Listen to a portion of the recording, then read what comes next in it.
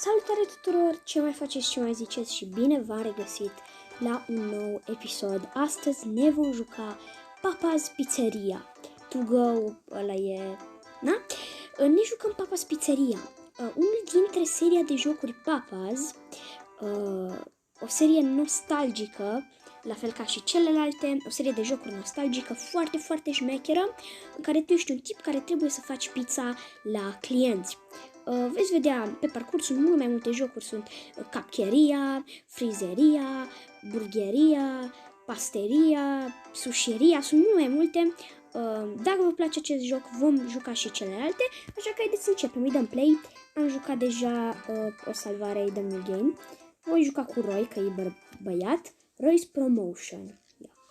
Mergeam frumos la pizza.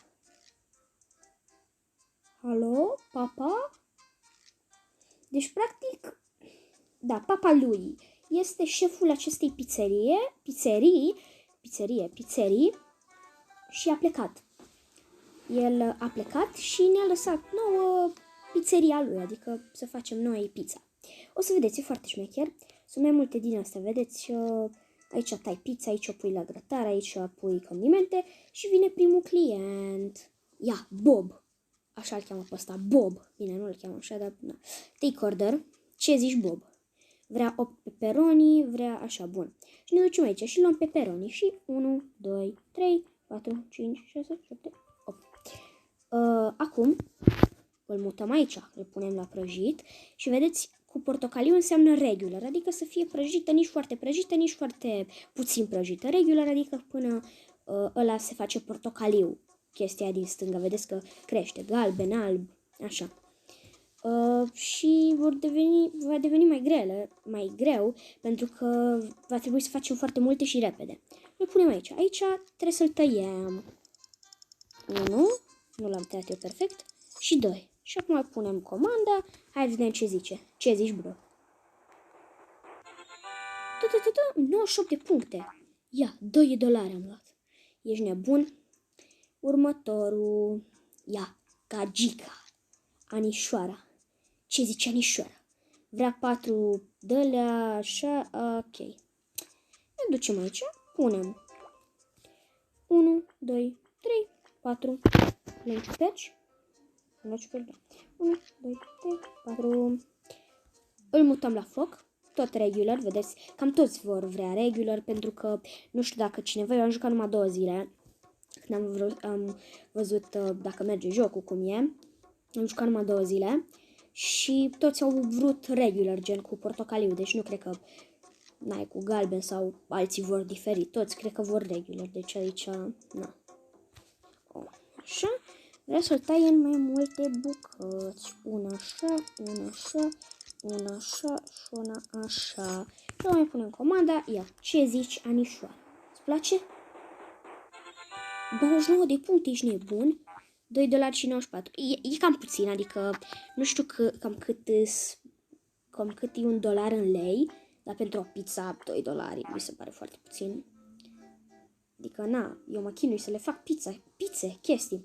Bun, deci sunt mai multe, vedeți, până la Saturday, care este sâmbătă, când luăm cei mai mulți bani. Sunt mai multe zile. Dăm start, să începem cu ziua a doua, New Customer Taylor. Ăsta e nou client, cred, Taylor. Și acum putem și ardei iuți. Day to open. Papa Pizzeria, it's open. Come to me and I give you pizza. Da, e foarte fain jocul ăsta. Take order, ce vrei, boss? Pentru că sunt foarte multe jocuri. Cred că sunt vreo 15 jocuri din astea cu Papa's, nu știu ce. Deci luăm ardeiul. 1, 2, luăm ceapa. 1, 2, 3, 4, 5, 6. Mie, sincer, nu-mi place. Adică am încercat odată să mănânc ceapă, dar atunci mi-a plăcut cu sare. Dar începe să nu mai placă ceapa. Adică nu-mi place. Mai mănânc așa odată la 2 ani câte un ardei iute. Dar sunt foarte multe jocuri și sunt foarte faine. E cu frizeria, cu donateria, cu gogoși, KFC, wingeria, sushiria, pasteria, faci paste, faci multe, e foarte șmecher. Da, e foarte șmecheră seria asta de jocuri Papaz și dacă vă place acest joc, vom juca și celelalte cu paste, cu KFC, mai multe. Deocamdată nu este Papa's Pizzeria, este Dragoș Pizzeria. Pizzeria lui Dragoș, nu a lui Papa. Cine-i Papa? Ios. Dragoș Pizzeria. Ok. Durează cam mult, adică prima zi durea foarte puțin să se facă cu portocaliu, dar acum durează mult mai mult. Bun, deci cum vrea? Așa vrea. Bun, în formă de cruce. Punem asta. Taylor, ce zici, brodere? Îți place? 91 de puncte, eu presupun că e ok. Bun, ia mă, mai zis 2, trebuia să mai pun pizza. Ok, tu, așa, tu. Ok, pe vom face 2 dacă tot e să fie. Nu. Invers, asta cred că e. Nu, ardei vrea. Cine mâncă pizza goală, gen doar cu ardei? Nu știu. Și ne ducem înapoi și asta cum vrea. Asta vrea cu 2 ardei, 1, 2 și ciuperci. 1, 2, 3, 4, 5, 6. Și punem și la asta și asta o punem aici. Și așteptăm să se prăjească. Mai sunt care... Oh, salut! Mamă, câte pizze facem, ești nebun. Ce vrea? Vrea pepperoni. 1, 2, 3, 4, 5, 6. Nu îi pun eu foarte bine, dar acum îi pun așa la nimereală. Bun, ia 1, 2, 3, 4. Gata, ia de aici. Team. Ok, 7, 7. Uști. Puști. Oh, uliu. Ia să vedem. Asta vrea în mai multe felii. Ia de aici. Adică femeia. Fătușca. I-a plăcut, presupun, 86 de puncte. Bun, și ăsta. Olio. Ăsta moare. La ce? Stai așa. La cât de fierbinte o să fie pizza prăjită, moare direct. Rudy. Ce zici, Rudy? Îți place pizza mea? Zi da. 82 de puncte. Am lăsat-o prea mult la prăjit, cred. Și acum s-a închis. Am terminat ziua a doua. Suntem jmecheri. Am făcut bani. Ia, customers 4, waiting 94%, topi... am așteptat cam mult. La waiting, mă rog, nu știu ce e aia. Deci în total 16,98. Yay! Ia la shop. Și avem boss. Purchase, nu știu ce e asta, doorbell. Cred că știu. Să sune când back. Dar să sune clopoțelul când vine ăștia. Ia, uita. Client nou. Și bacon. Nice. Ia să vedem. Ziua a treia. Deschide ușa, blos. Ia, ce zici, fă? Deci acum avem bacon. Take order.